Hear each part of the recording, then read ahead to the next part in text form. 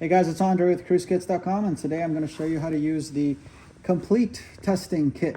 This used to be a boost and coolant leak test kit, but I've added additional functionality to it and changed the way that it works so it's easier to use. So this is now the complete testing kit. This kit tests 3 functionalities: boost leak test, coolant leak tests, and crankcase tests. The crankcase testing is going to test for excess crankcase vacuum and excess crankcase pressure. And I'll show you how to assemble the kit and to perform all of those 3 tests. So the first things first, you're going to get what you see here. I pre-assembled this portion of it already, but you should have either 11 or 12 fittings, and I'll explain why. Depending on what I have available, you may get a valve that has a nipple already attached to it, or you may get a valve and a nipple separately. That may be the reason why. So otherwise, you'll have a black fitting, a black custom disconnect fitting, which is already inside this hose.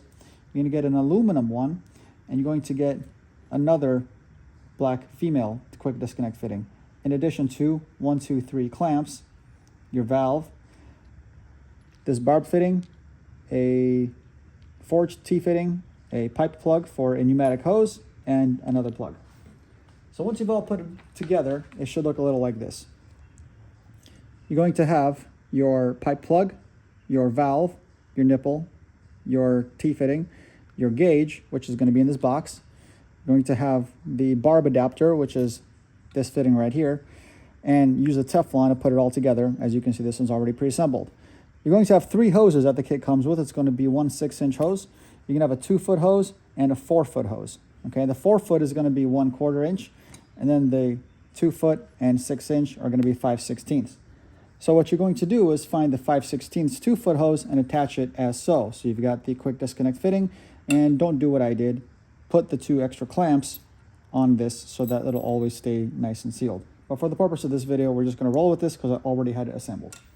All right, so the first thing we're going to do is show you how to boost leak test the system. It's ideal that you do this with the engine warm, but if it's cold, you can kind of get away with it. So the first thing I want you to do is take off this connector here for the air filter box. You got a worm drive hose clamp. You need a flathead screwdriver to take this off. Once you've got it fairly loose, you should be able to just wiggle it right off. And next, you're going to take the pipe cap that came in the kit. I had an extra one here. And when you put this on, make sure that it's facing down. I mean, it's facing, obviously facing down. Make sure that this bolt is facing you so you can tighten it up. Make sure you bottom it out all the way. And then make sure that the clamp is as low of a point as it can be, because what you want to do is you want to clamp underneath this ridge. There's a ridge right here, okay? You want to clamp underneath it. And the reason why is because you're going to put about 20 psi of pressure into the system, and if you don't have this clamped nice and good, this whole clamp is going to fly right off, and it's going to blow down the driveway and hopefully not hit you in the face. So make sure this clamp is tight. If you don't want to use a flathead screwdriver, you can use a hex bit. That'll work even better. And make sure this is nice and good. If you're at all worried about this, then have someone help you with it. What I recommend doing for this part, if you're worried about the cap falling off or flying off when it's under pressure, put a blanket over here, or put a cardboard box with some weight on it, or put something in there so that if this pipe cap comes off, it's not going to hit you. Okay, I can't be held liable for what happens if this if this pipe cap comes off. I've had about 2 people report that their pipe cap came off. I think they didn't tighten it enough because a lot of other people have used this, but just wanted to give you guys a warning about that. And of course, this dipstick might also come out too, so just make sure that you're standing clear of that. It's ideal if you just grab a blanket like this one, just put it right there, and you'll be good to go. The next part. Disconnect the brake booster connection.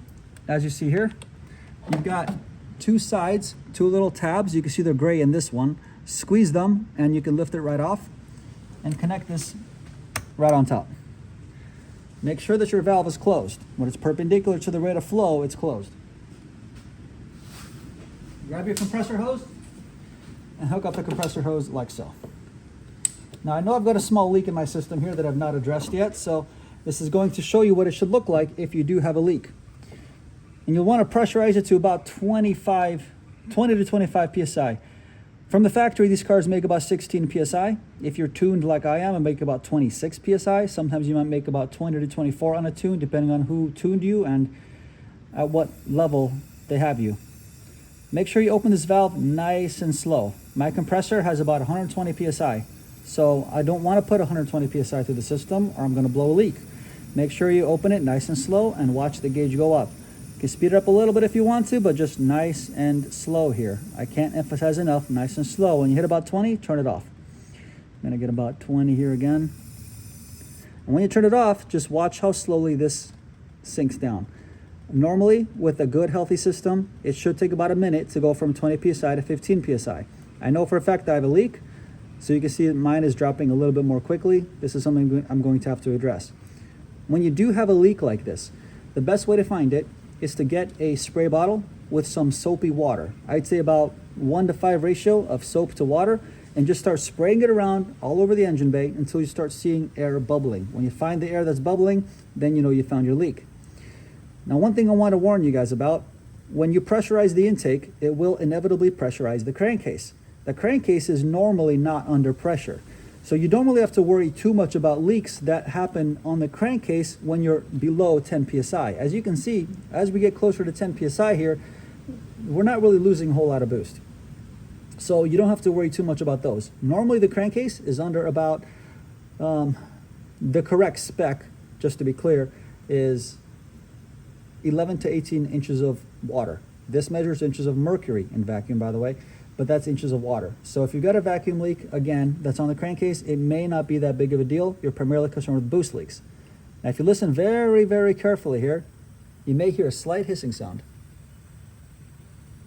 And that hissing sound is where my leak is. All right? So that's how you test for boost leaks. To disconnect this, you do it in this manner. Disconnect your compressor hose, and then slowly open this to relieve the pressure.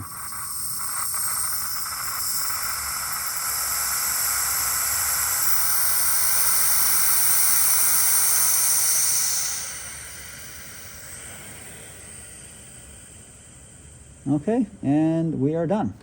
Disconnect the tester from the brake booster connection and pop the original one back on. And of course, put this connector back onto your turbo. I'm going to do that later after this video is done. The next thing we're going to do is we're going to test the cooling system. The first part of testing the cooling system is to take the radiator cap off. Okay, so make sure that's off so it's not under pressure, because if it's under pressure, you're going to get coolant all over the place. And do this only when the engine is cold. Don't ever remove that cap when the engine is hot. Take some pliers, back this clamp off, and remove this hose. You may have a little bit of a dripping of coolant, but it should not be much. Next, you're going to take this fitting right here, which is the black fitting, the shorter hose, and the one clamp, and you're going to slide it right on top over here. And next, you're going to grab this plug that's over here that came with the kit, slide this on about halfway, you don't need it all the way on, and then ride this clamp back on top about as close as you can to it. That's good enough. Now this cap on the cruise should be 20 PSI, so we can pressurize this to 20 PSI. Put the cap back on, tighten it up, and make sure you hear a click at the end. There should be a click where it gets seated. There's your click. Make sure that when you start testing anything on these cars, the gauge is closed. Then, hook up the compressor again. Hook up the fitting to the quick disconnect. And get this up to about 20 PSI, nice and slow. This doesn't hold as much pressure as the intake system does, so it'll rise pretty quickly. Once you get about 20 PSI, you'll hear the relief valve open up on the cap.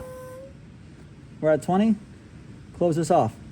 The advantage to this is that you can have the system pressurized when it's cold. Normally the system is only pressurized when it's hot. So if you had a leak somewhere, you would see this very slowly drop down, and you'd see oil misting or spraying or anything or dripping somewhere in the engine bay.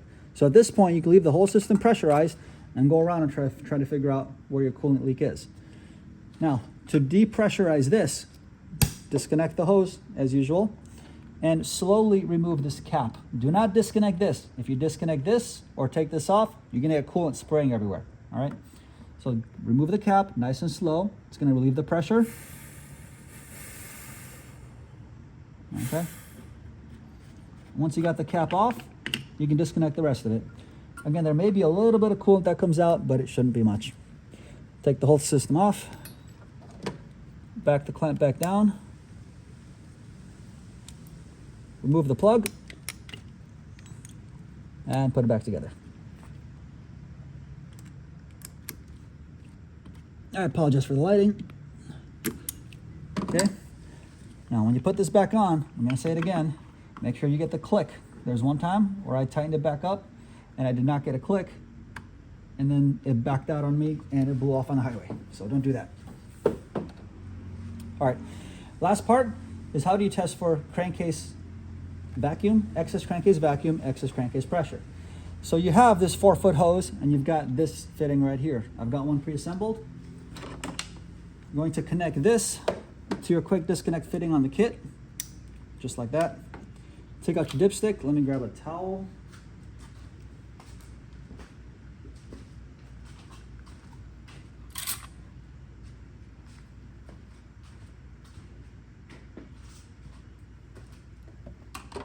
And it just so happens that a 1/4-inch hose fits really nice and snug in the dipstick port. And this is actually how GM tests it also, except they don't use a hose like this. They use a little tapered evap tester fitting, and they just kind of squeeze that in there to seal it down, which we're doing basically the same thing.